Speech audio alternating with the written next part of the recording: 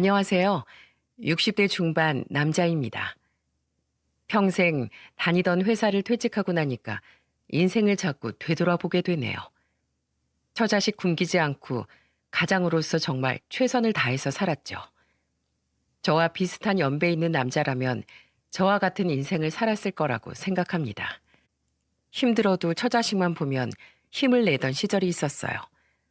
딸 둘에 아들 하나 키우면서 하루가 다르게 커가는 아이들이 제 유일한 낙이었죠.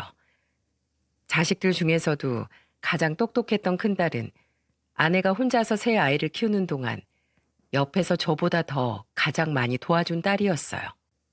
부모 눈에는 다 애들 같은데도 큰딸은 동생들을 챙기면서 솔선수범하며 컸죠. 어릴 때는 주말 저녁만 되면 큰딸이 둘째 딸과 막내 아들까지 불러놓고 숙제를 직접 챙기기까지 했습니다. 그 모습이 어찌나 귀여웠는지 초등학교 고학년이 된 큰딸이 어린 동생들을 앉혀놓고 진지한 얼굴로 말하더군요.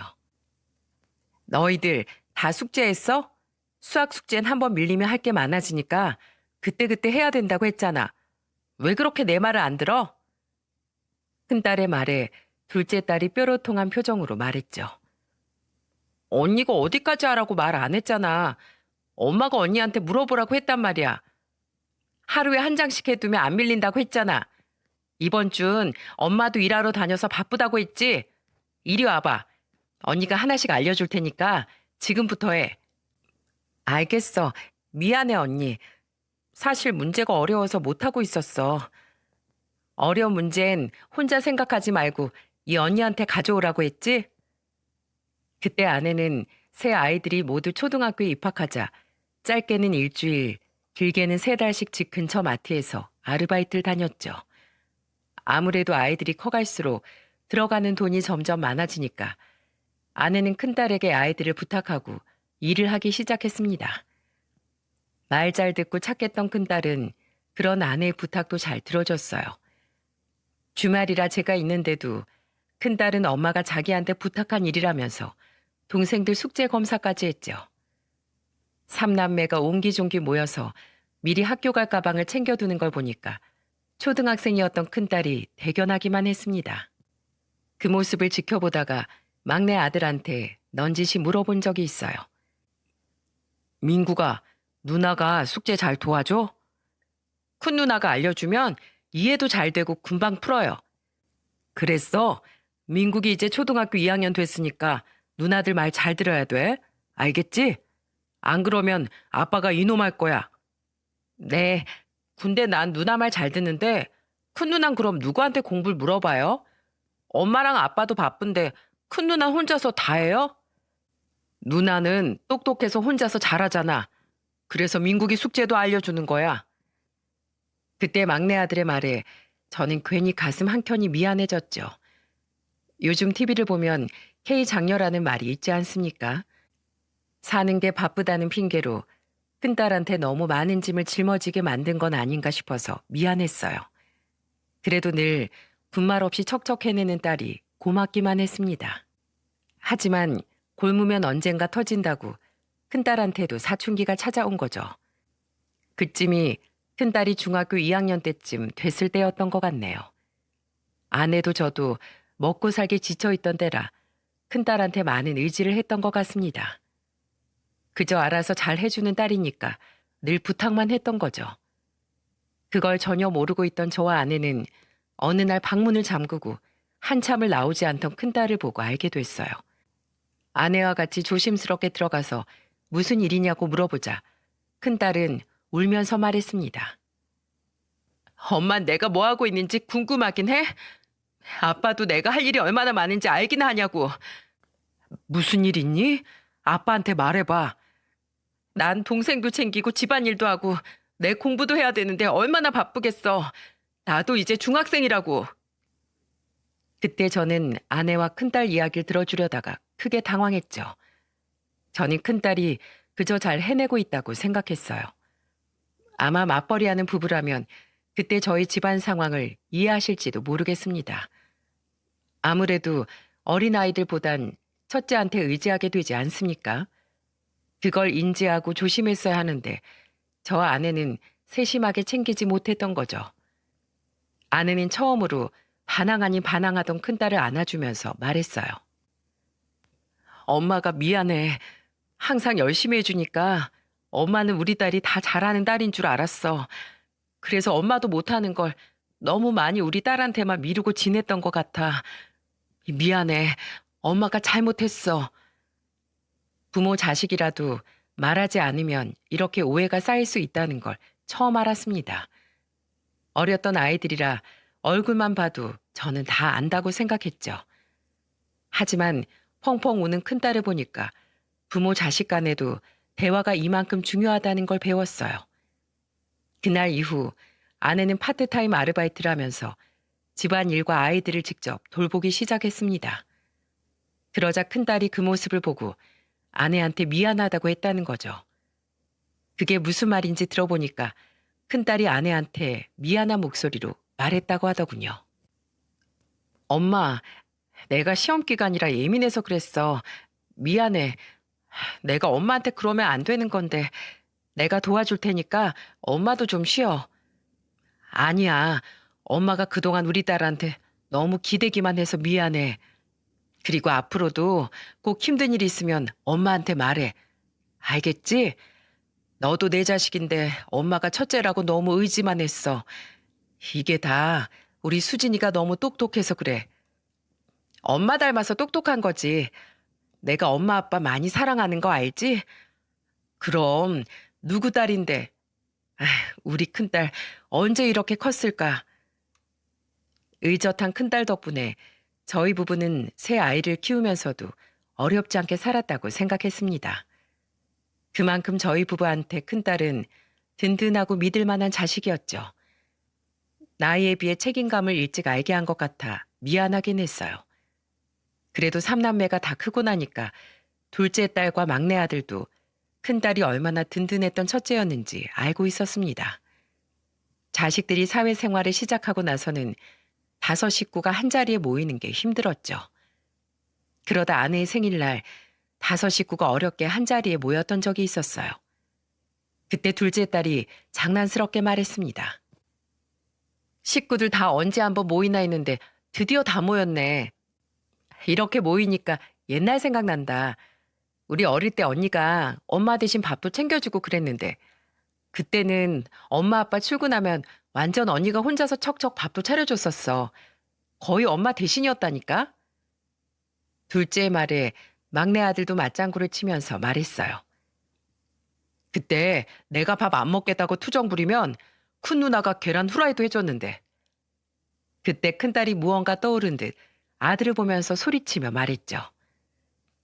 내가 그때 너 때문에 손등에 기름 튀어서 화상도 입었잖아.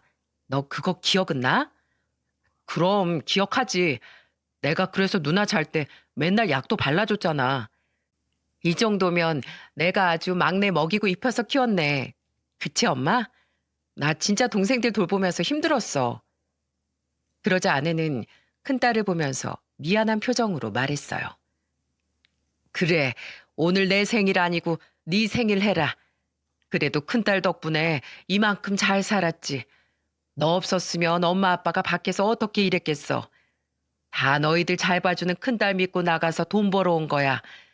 싸우지도 않고 서로 우애 좋게 잘 자라줘서 고맙다. 아내의 말에 삼남매는 눈물을 글썽거렸죠. 그리고 큰딸이 동생들을 대신해서 말했습니다. 그래도 엄마 아빠 덕분에 저희 이만큼 큰 거잖아요. 엄마 아빠 정말 감사해요. 우리 앞으로도 이렇게 5식구 똘똘 뭉쳐서 살면 더 잘 살 거예요. 그래, 엄마는 너희들 이렇게 잘 커준 것만으로도 더 바랄 게 없어. 그러니까 지금처럼 아프지 말고 다들 행복하게 살자. 나이가 들수록 돈독해지는 가족들을 보고 있으면 저는 인생 참 잘 살았다 싶었죠. 그리고 이렇게 잘 큰 내 자식들이 어떤 가정을 꾸리게 될지도 궁금했어요.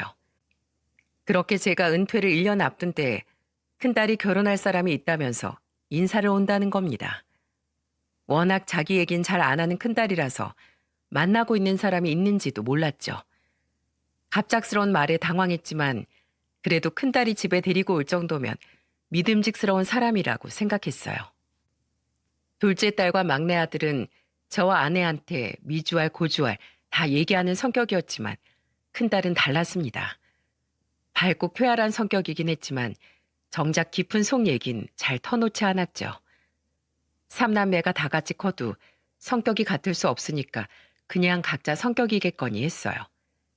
그래서 저와 아내는 그저 큰딸의 선택을 믿고 존중했던 겁니다. 큰딸이 처음으로 사위를 데려왔을 때는 인상도 괜찮고 성격도 서글서글했죠. 대기업에 재직 중이었던 딸은 같은 회사에 다니고 있던 사위와 연애를 하고 있던 거예요. 둘 다 나이가 있으니까 결혼까지 이어지게 된 겁니다. 그때 사위는 처음 저희 집에 인사 왔을 때 잔뜩 긴장한 얼굴로 저한테 어색하게 인사를 했죠. 안녕하십니까. 저는 수진이 남자친구 김병철이라고 합니다. 그래, 반갑네. 너무 긴장할 거 없어. 편하게 앉아. 제가 이렇게 어른을 뵙고 인사드리는 게 처음이라 너무 긴장이 되네요. 우리도 이런 자린 처음이야. 서로 처음인데 편하게 대화하자고. 네. 아, 그리고 이건 소고기인데 가족들 다 모여서 같이 먹으면 좋을 것 같아서 사왔어요. 뭐 이런 걸 준비했어. 맛있는 건 다 같이 먹어야 하니까 자네도 또 놀러 오게. 초대해 주시면 한 걸음에 달려오겠습니다. 불러만 주세요.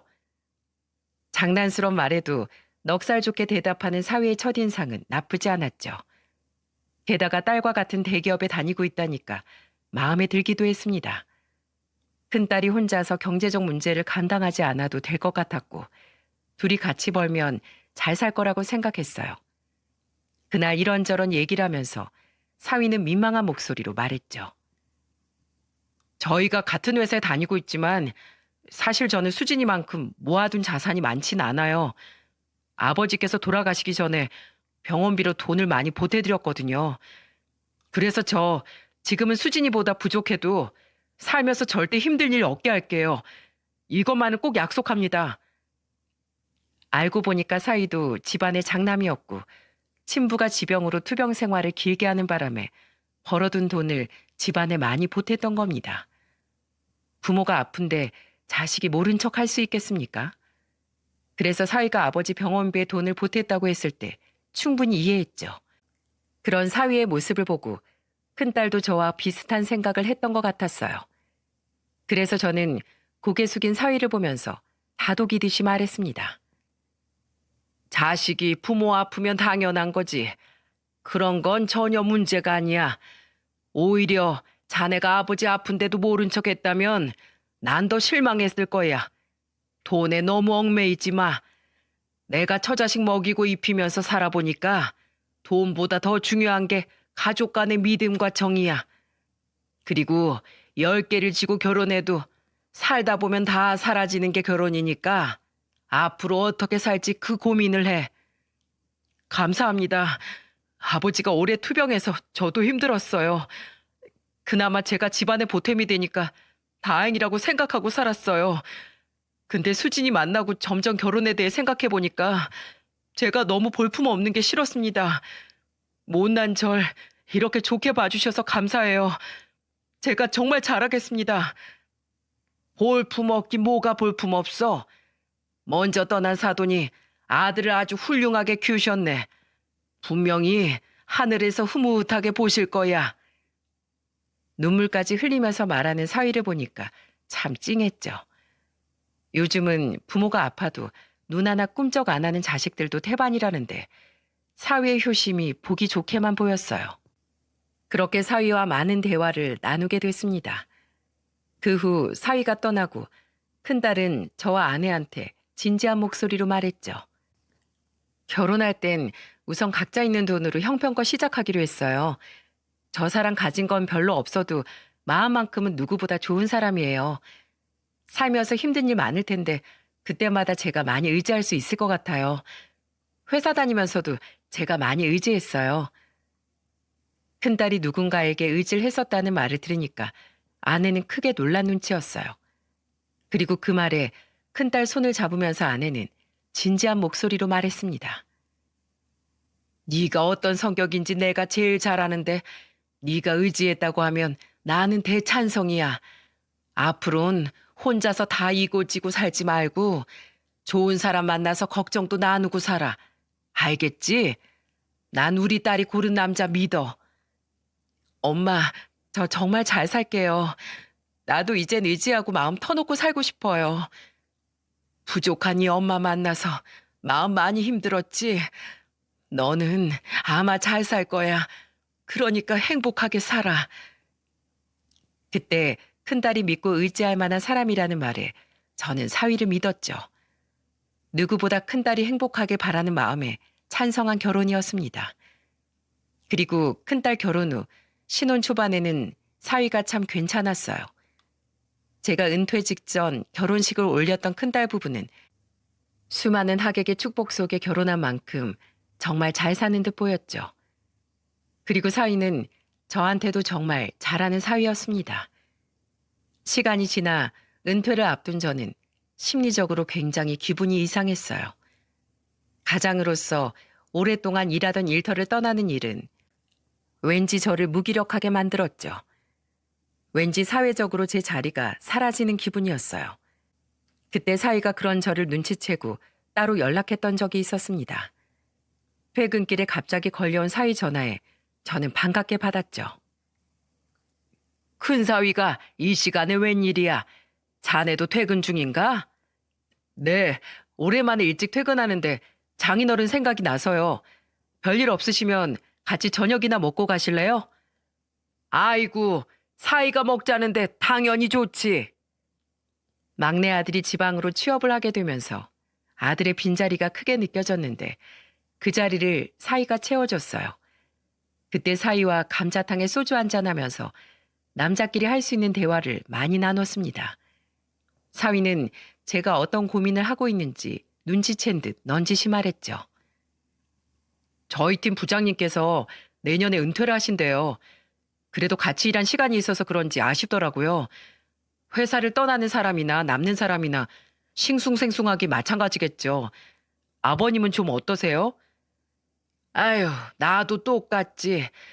여기서만 30년 정도 일했는데 이렇게 나가야 한다니까 아쉽기도 하고 아직 마음은 청춘인데 나이가 들어서 대체 뭘 더 해야 될까 모르겠네. 걱정 마세요. 회사 밖이 전쟁터라고 해도 다 먹고 살 길은 있더라고요. 제가 도와드릴게요. 내가 나이를 먹긴 먹었나 봐. 사위랑 이런 얘기를 할 줄은 몰랐네. 자네라도 이렇게 말해주니까 아주 든든해. 저도 장인어른과 이렇게 지내게 될 줄 몰랐는데 처남 못까지 제가 잘하고 있나 모르겠네요. 그럼 우리 막내는 아직도 물가에 내놓은 애 같지 뭐. 자네도 살면서 힘든 일 있으면 나한테 언제든 털어놔. 내가 아버지 겸 인생 선배처럼 다 들어줄게. 힘들 때 이렇게 얘기할 사람이 있는 게 얼마나 든든한 건데. 말씀만으로도 너무 든든합니다. 아버님도 제가 있으니까 너무 기죽지 마세요. 제가 항상 응원하고 있습니다. 그리고 정말 수고 많으셨어요. 그러니까 이제는 쉬엄쉬엄 편히 지내세요. 저도 곁에서 많이 도와드릴게요. 속 깊은 사이 덕분에 인생의 가장 혼란스럽던 시기도 잘 넘길 수 있었죠. 사위가 이렇게까지 처가를 생각해 주는데 미울 수가 있겠습니까? 그렇게 저는 사위의 위로와 응원 속에 오래 일한 회사를 좋게 은퇴까지 했어요. 그 후 큰딸이 임신했다는 기쁜 소식이 들려왔습니다.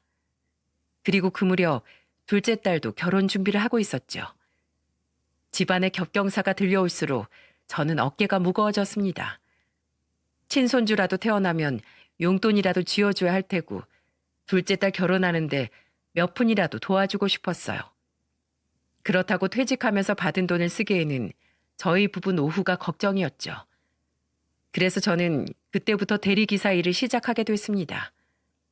나이 들고 퇴직한 남자가 할 수 있는 가장 만만한 일이 대리기사일 뿐이었어요. 큰 돈은 아니었지만 돈을 번다는 거에 감사했습니다. 그런데 아내는 제가 밤에 대리기사 일을 한다는 걸 굉장히 걱정하며 말했죠. 밤에 하는 일인데 당신 정말 괜찮겠어? 취객이라도 만나면 어쩌려고. 그냥 적당한 경비일이나 알아봐. 갑자기 무슨 대리기사야? 경비일은 안전해. 다 사람 팔자야. 사람이 일이 생기려면 어떻게든 생기는 거야. 괜한 걱정 마. 그때 제가 아내와 대리기사 일로 실랑 일을 하고 있어서 큰딸 부부가 온지도 몰랐어요. 저와 아내는 인기척을 듣고 나가보니까 걱정스러운 얼굴로 서 있는 딸이 보였습니다. 분위기를 바꿔보려고 말을 돌렸죠. 늘 걱정이 많은 큰딸한테는 제가 대리기사 일하는 걸 모르게 하고 싶었어요. 그런데 이미 전부 알게 된 딸이 결국 고민 끝에 단호하게 말했습니다. 아빠, 대리기사 일 하지 마세요. 제가 복직하면 용돈 조금씩 드릴게요.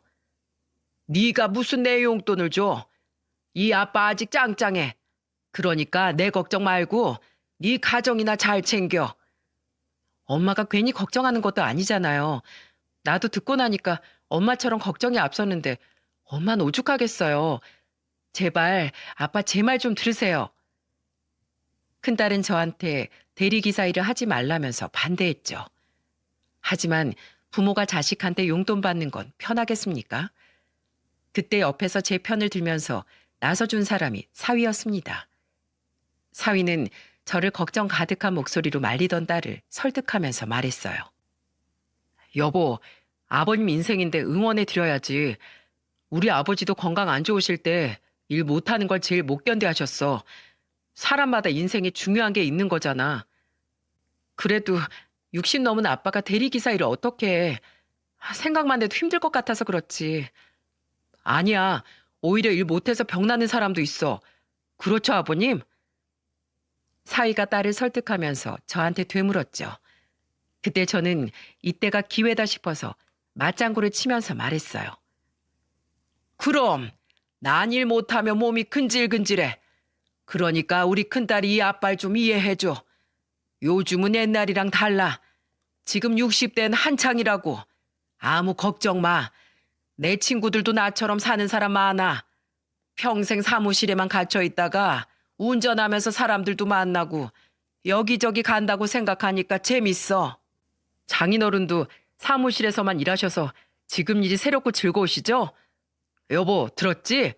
그러니까 우리가 아버님 응원해드리자. 자주 안부 전화 드리면서 지내면 되잖아. 그때 큰딸은 사위의 말에 한숨을 내쉬면서 말했습니다. 아빠, 좀 하시다가 힘들면 꼭 그만두세요.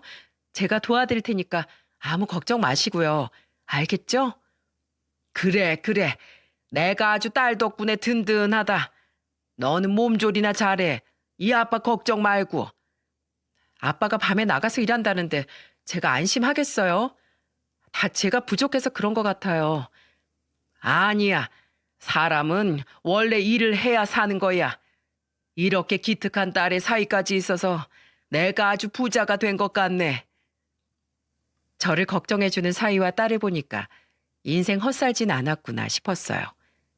그렇게 둘째 딸 결혼식도 축복 속에 올리고 큰딸도 건강한 딸을 출산했습니다. 막내 아들도 지방에 취업한 후 잘 지내는 것 같아서 이만하면 괜찮은 인생이다 싶었죠. 저도 처음에는 밤낮이 바뀐 삶이 힘들었지만 적응하니까 사람들도 만나면서 대화도 하니까 할만했어요. 그렇게 손녀딸이 2살이 됐을 무렵부터 큰딸 부부가 이상하다는 걸 느끼게 됐습니다. 딸이 둘째를 임신했을 때였는데 딸이 왠지 예전과 달라 보였죠. 처음에는 임신해서 딸 성격이 바뀐 건가 싶었어요. 한 번은 2살 손녀를 혼자 돌보던 딸이 피곤하다면서 저희 집으로 온 겁니다. 그때 아내는 의아한 표정으로 큰딸을 보면서 물었죠. 주말인데 이 서방은 뭐하고 너 혼자 애를 봐. 홀몸도 아닌데 어떻게 보려고. 출근했어. 요즘 회사 일이 바쁜가 봐. 일이 바빠도 그렇지. 아내가 임신해서 몸이 무거운데 옆에 좀 있어주지. 아무리 돈이 중요해도 챙길 거 챙겨야지. 둘째까지 태어나면 돈 들어갈 일 많잖아. 그래서 내가 그냥 주말에 일 있으면 특근 수당이라도 챙기게 출근하라고 했어. 밥도 회사에서 주는데 잘 됐지 뭐. 예전엔 안 그러던 큰딸이 계속 돈돈거리는 모습이 낯설었습니다. 그래서 저는 아내와 셋이 대화하다가 잠시 아내가 자리에 없을 때 딸한테 조심스럽게 물었죠. 혹시 너 요즘 돈으로 골치 썩는 일 있어? 아빠가 좀 도와줄까? 아니에요. 엄마가 물어보시니까 그냥 둘러댄 거예요. 아빠 앞에서 내가 무슨 말을 못하겠네. 네가 워낙 고민 생겨도 말을 안 하니까 눈치껏 맞춰보려고 한 거지. 이서방이 속 썩히면 꼭 아빠한테 말해. 아무리 예쁜 사이라도 내 새끼 눈에 눈물 내면 얄짤 없어. 그 사람이 그럴 사람이에요? 아니야. 요새 정말로 회사 일이 바빠서 그래요. 야근도 많아서 평일에도 정신 없는데요, 뭘. 그럼 됐어. 혹시라도 혼자 유민이 보기 힘들면 집으로 오고. 걱정 마요. 아빠나 운전 조심하시고 끼니도 거르지 말고 잘 챙기세요. 그때 큰딸의 말에 정말 별일이 없다고 생각했어요. 그래도 워낙 속을 알 수 없던 딸이라서 시간이 되면 사위한테 물어봐야겠다 싶었죠. 그동안 사위와 잦은 연락을 주고받으면서 많이 가까워졌던 때였습니다. 그래서 사위와 연락하고 지내는 일이 어려운 일이 아니었어요. 그래서 며칠 뒤 출근하던 길에 사위한테 전화를 했죠. 한동안 사위가 바쁘다면서 전화 연결이 어려웠는데 그날도 사위와 어렵게 전화가 연결됐어요. 저는 오랜만에 전화가 된 사위한테 넌지시 물었습니다. 요즘 많이 바쁜가? 통 연락도 안 되고 집에도 안 와서 사위 얼굴 다 까먹겠어. 아, 제가 바빠서요. 그런데 왜요? 용건 있으세요? 퉁명스럽고 딱딱한 사위 대답에 당황스러웠죠. 저는 그런 사위한테 당황하긴 했지만 침착하게 물었습니다. 뭐 꼭 용건이 있어서 연락하나? 저번에 우리 딸이 왔었는데 힘들어 보이길래 자네가 옆에서 좀 봐달라고. 제가 이런 말 안 하려고 했는데 저도 힘들어요. 요새 제가 얼마나 바쁜 줄이나 아세요? 지금 이렇게 아버님 전화도 부담스럽고 힘들다고요. 제가 지금 피곤하니까 다음에 연락드릴게요. 그때 사위의 차가운 목소리에 저는 황당하기만 했죠. 혹시 둘이 부부싸움이라도 한 건가 싶었어요. 그래서 더 이상 사위한테 긴 말하지 않고 전화를 끊었습니다. 평소 사위는 저한테 시시콜콜한 전화를 자주 하던 사위였죠. 보통 전화를 하면 늘 이런 대화들이었어요. 오늘은 낮에도 엄청 덥더니 저녁에도 열대야래요. 아버님 출근하실 때 시원한 물이라도 챙겨가세요. 지금 어디쯤이세요? 늦게 퇴근했는데 혹시 아버님 근처에 계시면 제가 커피라도 한 잔 사드릴게요. 쉬엄쉬엄 하세요. 건강이 재산인데 아버님 아프시면 어떡해요. 너무 무리하지 마세요. 이런 시시콜콜한 통화도 자주 하던 사위라 그날은 저도 많이 당황했습니다. 그래서 괜히 불편한 마음으로 일을 하던 중에 새벽에 퇴근하는데 사위한테 전화가 걸려왔죠. 사위는 술을 한 잔 마셨는지 저한테 사과를 하며 말했어요. 장인어른, 죄송합니다. 제가 둘째가 생겨서 그런지 너무 힘들어서 그랬어요. 저 정말 못났죠? 그래, 아무리 걱정이 많아도 그렇지. 어떻게 그런 말을 해? 나도 자네 마음 모르는 거 아니야. 나도 다 지나온 길이라 충분히 알아. 그래도 이건 아니지. 그러니까 앞으로 힘들면 술 마시고 이렇게 주정 부리지 말고 정정당당하게 둘이서 대화로 풀어. 남자가 이게 뭐 하는 거야? 죄송합니다, 아버님. 사위가 울면서 하소연을 하는데 그건 그거대로 마음이 불편했어요. 한 번도 본 적 없던 사위 모습이 낯설었죠. 그래도 부모가 끼어든다고 해서 해결될 문제가 아니라고 생각했습니다. 그저 둘이 잘 풀어나갈 거라고 생각했어요. 하지만 제 생각과 달리 큰딸은 많이 힘들었던 모양이었죠. 결혼 5년 만에 잘 살고 있다고 생각한 딸이 갑자기 쓰러졌다는 연락을 받게 된 겁니다. 사위의 다급한 전화에 저는 아내와 응급실로 달려갔어요. 저희가 가니까 사위가 울면서 어떤 상황이었는지 말했죠. 제가 집에 와보니까 화장실에 쓰러져 있었어요. 급하게 병원으로 옮겼는데 골든타임을 이미 넘겼대요. 어떡해요? 뭐야? 그럼 내 딸은 이게 무슨 일이야? 임신한 딸이 빈혈로 쓰러지면서 뇌 산소 부족으로 뇌 손상을 입으면서 의식불명 상태에 빠진 겁니다. 저는 하늘이 무너지는 것 같았어요. 게다가 임신한 상태였던 딸의 뱃속에 있던 아이는 이미 세상을 떠난 뒤였죠. 그 사실을 들은 사위는 아직 세상에 빛도 못 본 아이를 떠나 보내게 된 겁니다. 몸을 가누기 힘들 만큼 우는 사위를 안아주면서 같이 울었어요. 그 후 의식불명에 빠진 딸은 치료 후 응급실에서 병실로 옮겨졌죠. 그때부터는 정말 시간과의 싸움이었습니다.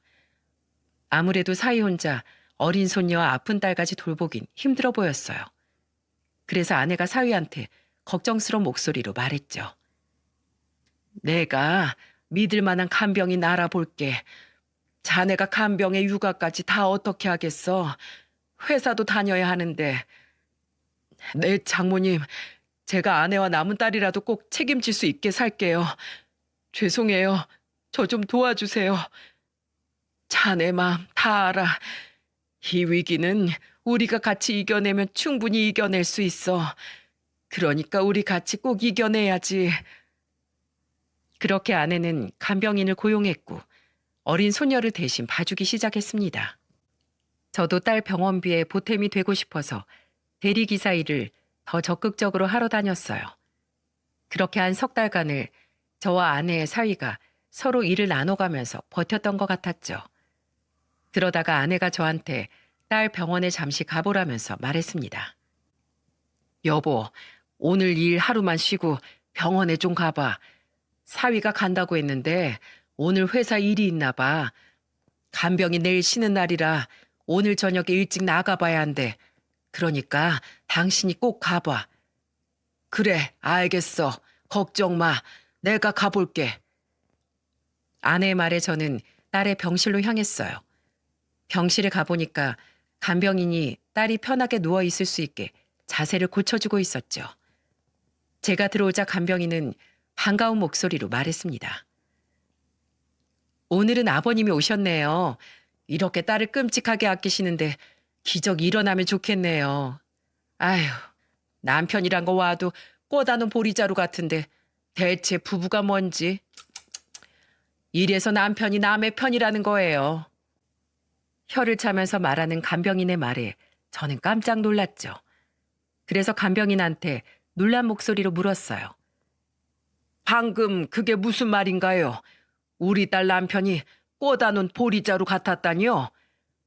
모르셨어요? 자기 부인 보러 와놓고 맨날 핸드폰만 하다 갔어요. 평소에도 그렇게 좋은 사이는 아닌 것 같던데 아니었어요? 저번에 보니까 장모 장인 전화 오면 일부러 안 받던데요. 뭐라고요? 전화를 안 받아요? 세상에, 아유, 내가 잘못 말했나 봐요. 사이가 평소에는 잘했었나 보네요. 근데 제가 본 거 틀림없어요. 맨날 와서 아내 얼굴 한번 보고 계속 핸드폰만 하다 갔어요. 여기 병실 사람들이 전부 다 봤다니까요. 오죽하면 아내 보러 오는 게 아니라 핸드폰 하러 오는 거 아니냐는 말까지 했겠어요. 저번에는 밥만 먹고 갔어요. 저는 간병인의 말에 놀라고 말았습니다. 그래서 그날 저녁 늦게 병실로 오는 사위를 보고 화가 치밀었어요. 긴 병에 효자 없다는 말도 있다는 걸 알지만 어떻게 우릴 깜짝같이 속이고 이중 생활을 했는지 기가 막혔죠. 그래서 저한테 아무 일 없다는 듯 인사하는 사위를 병실 밖으로 불러냈습니다. 그리고 어리둥절한 표정으로 따라 나온 사위를 보고 소리쳤어요. 자네, 내 딸 걱정은 하는 거 맞나? 당연하죠. 하루빨리 깨어나길 얼마나 기다리는데요. 그런 사람이 와서 핸드폰만 하다가 저번에 나의 밥만 먹고 갔다면서 어떻게 내 딸한테 그럴 수가 있나? 우리가 평생 모를 줄 알았어? 제 말에 사위는 깜짝 놀란 표정을 지었습니다. 그러더니 제가 호통을 치자 갑자기 다 망연자실한 표정으로 무릎을 꿇었죠. 그러더니 오열을 하면서 저한테 매달리며 말했어요. 아버님, 저 사실 너무 힘듭니다. 저 좀 놓아주시면 안 될까요? 결혼 전엔 아버지 병수발 들고 이제는 아내 병수발까지 드는 거 못하겠어요. 너무 힘들고 부담스러워요. 제가 아이는 잘 키울게요. 그러니까 아버님은 아버님 딸만 잘 키워주세요. 제가 이렇게 부탁하겠습니다. 뭐야? 자네가 어떻게 그럴 수가 있나? 4살 된 딸만 자네 딸이고 내 딸은 버리겠다는 거야? 어차피 제가 옆에 있다고 일어나는 것도 아니잖아요. 저 정말 너무 힘들어요. 제발 살려주세요. 제가 이렇게 빌게요. 자기 좀 제발 놓아달라면서 애걸복걸하면서 비는 모습을 보니까 저는 화가 났죠. 원망스럽고 화나는데 차라리 이런 놈한테 내 딸을 맡기느니 잘 됐다 싶었습니다. 이렇게 의리도 없고 자기만 살겠다고 튀는 놈을 뭘 믿고 딸을 부탁하겠습니까? 그리고 그때 사이가 힘들 수밖에 없던 게 사부인도 투병 중이라 힘들 수밖에 없었어요. 그래도 이런 상황일수록 서로 힘을 줘야 이겨내야 된다고 생각했습니다. 하지만 가슴이 찢기는 고통을 참으면서 사위를 보내줄 수밖에 없었죠. 부디 손녀라도 친아버지 사랑을 받으면서 잘 크길 바라는 마음이었어요. 그때 아내도 사위의 모습에 배신감을 느끼고 가슴을 치며 통곡했습니다. 하지만 딸이 혹시라도 깨어난다면 저런 사위놈이 옆에 있는 게 더 참을 수 없을 것 같아 결국 갈라서게 됐어요. 이 결정이 모두를 위한 거라고 생각했죠. 무엇보다 손녀딸이 친아빠의 사랑을 받으면서 크는 게 더 좋을 거라고 믿은 겁니다. 하지만 몇 달 뒤 사위와 같이 찾아온 손녀딸 상태를 보고 저와 아내는 분노를 숨길 수가 없었어요. 그때 사위가 손녀 짐까지 챙겨와 저한테 어떤 부탁을 했는 줄 아십니까? 아버님, 저 결혼할 사람이 생겼어요. 그래서 유민이는 제가 키우기 힘들 것 같습니다. 아버님 손주이기도 하니까 아버님이 좀 키워주세요. 혹시라도 아내가 깨어나면 옆에 친딸이 있는 게 더 좋을 거예요. 뭐야? 이놈의 자식이 뭐라고 짓거리는 거야? 아버님이 못 키우겠다고 하시면 유민이 고아원에 보낼 수밖에 없어요. 네가 어떻게 이럴 수가 있어? 내 딸 떠나고 싶다고 해서 그러라 했더니 이젠 뭐 손주까지 버린다고? 네가 사람이야? 저 자식 다 버리고 혼자 얼마나 잘 살 것 같아. 저도 제 인생 살아야 될 거 아니에요. 그때 자기 인생 살아야 된다고 하는 사위의 말에 저는 사위 뺨을 쳤습니다. 세상에 이게 자식 둔 부모가 할 소리입니까? 그런데 제가 뺨을 때리니까 사위가 당당하게 말하더군요. 차라리 치세요. 그냥 절 때려주세요. 그런데 친소녀 고아원에서 자라는 거 싫으면 지금 잘 결정하세요. 뭐야? 썩 꺼져. 머리 검은 짐승 거두는 게 아니라더니. 결국 그날 사위는 소녀만 남겨놓고 떠나버렸죠. 아픈 딸에 4살 된 소녀까지 정말 기가 막혔습니다. 아내는 매일매일 눈물만 흘렸어요. 분명 사랑해서 결혼한 사이에 아프다고 이렇게 버릴 수 있는 건지 배신감만 느껴졌죠. 그래도 어쩌겠습니까? 아픈 딸이라도 제 딸인데 저는 묵묵히 대리운전을 하면서 책임져야만 했습니다. 친소녀도 있으니 그저 손 놓고 울 수만 있을 수 없었죠. 그렇게 3개월 정도 지났던 것 같아요. 딸은 여전히 의식이 없었고 그런 딸을 돌보면서 아내와 저는 하루하루 그저 버틸 뿐이었습니다. 그래도 손녀딸을 보면서 그나마 웃을 수 있었죠. 참 세상 사는 게 버겁게만 느껴지던 어느 날 저는 인간 말종 같은 사위를 딱 마주치게 됐어요. 원수는 외나무 다리에서 만난다고 하질 않습니까? 하필이면 대리운전하러 가보니까 사위놈의 차였던 겁니다. 이미 차는 출발했고 룸미러로 확인해보니 사위라는 걸 알게 된 거죠. 그런데 그놈도 저를 알아보더니 술 취한 목소리로 말했어요. 와, 대리띠세요? 이혼하길 잘했다. 인생을 어떻게 살면 그 나이까지 대리를 해요? 그거 아세요? 처가댁이 조금만 잘 살았어도 저 안 떠났어요. 이게 다 무능력한 아버님 탓이라고요. 그러니까 재산 좀 많이 벌어두지 그랬어요. 뭐야? 너 지금 말 다 했어? 이게 뚫린 입이라고 함부로 짓거려. 네가 감히 누구 인생의 훈수질이야. 너 같은 개차반 인생이 앞으로 잘 살 수 있을 것 같아? 제가 진짜 할 말 다 하면 감당할 수 있어요? 저 재혼해요. 요즘 잘 나가는 땡땡 회사 알죠? 그 집안 따님이랑 곧 결혼하면 저 팔자 바뀌는 거예요. 참 사람 인생 얄궂죠? 운전이나 똑바로 하세요. 그래야 먹고 살죠. 돈 필요하면 마지막 정으로 제가 돈은 좀 보탤게요. 그동안 조용하다 싶었는데 사이놈은 결혼이 한 달도 안 남은 상태였던 겁니다. 진짜 기가 막혔죠. 정말 믿기지 않았어요. 친소녀 양육비가 잘 들어오고 있어서 따로 전화해 볼 일이 없었어요. 제 딸은 아파서 누워있는데 이게 말이 됩니까? 그래서 저는 다음 날 사업을 하는 친구를 찾아가서 사위놈이 취기에 말했던 회사에 대해 물어봤죠. 그러자 친구는 제 사정을 듣고 눈을 휘둥그레 뜨면서 말했습니다. 여기 사장이 다음 달에 딸 시집 간다고 청첩장을 보냈던데 남자가 자네 사위라고? 분명히 남자가 초혼이라고 했는데 아니 이게 무슨 일이야? 초혼이라고? 애가 우리 집에 있는데 초혼이라니. 확실해. 우리 회사 거래처라서 거기 사장이 사위 자랑하는 거 내가 모임 나갔다가 똑똑히 들었다니까. 친구는 전 사위가 재혼한다는 회사 사장과 같은 모임에 나가고 있었어요. 거기서 아무것도 모르고 사위 자랑을 하던 얘기를 들었다는 거죠. 그때 유명한 회사 사장이 신이 난 목소리로 말했다고 했습니다. 우리 예비 사위 얼마나 잘생겼는지 다들 결혼식장 와서 한 번씩 봐. 인물도 훤칠한데 대기업에 다니고 있어서 미래가 창창해. 내가 딸밖에 없어서 걱정했는데 나중에 회사를 물려줘도 되겠어.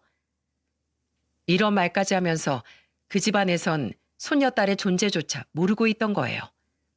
저는 친구가 보여준 청첩장에 적힌 날짜를 보고 복수하겠다고 다짐했죠. 9월 8일 사위놈이 거짓으로 자신을 꾸며 결혼하는 당일 엎어버리겠다고 결심했습니다.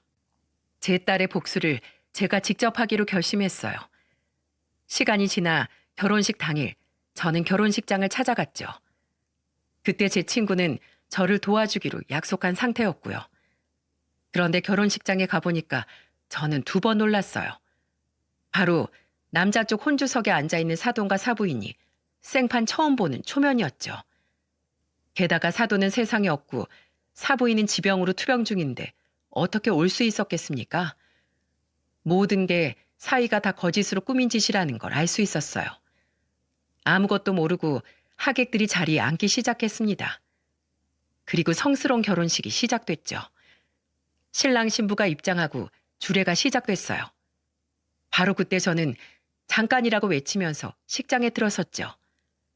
술렁이기 시작한 식장 안에 제가 나타나자 사위놈은 사색이 된 표정으로 절 쳐다봤습니다. 저는 신랑 신부가 입장했던 길목에 서서 휴대폰을 들고 소리쳤어요. 여러분, 저놈은 사기꾼입니다. 전부 다 거짓말이라고요. 아픈 아내랑 딸까지 버리고 도망친 놈이에요.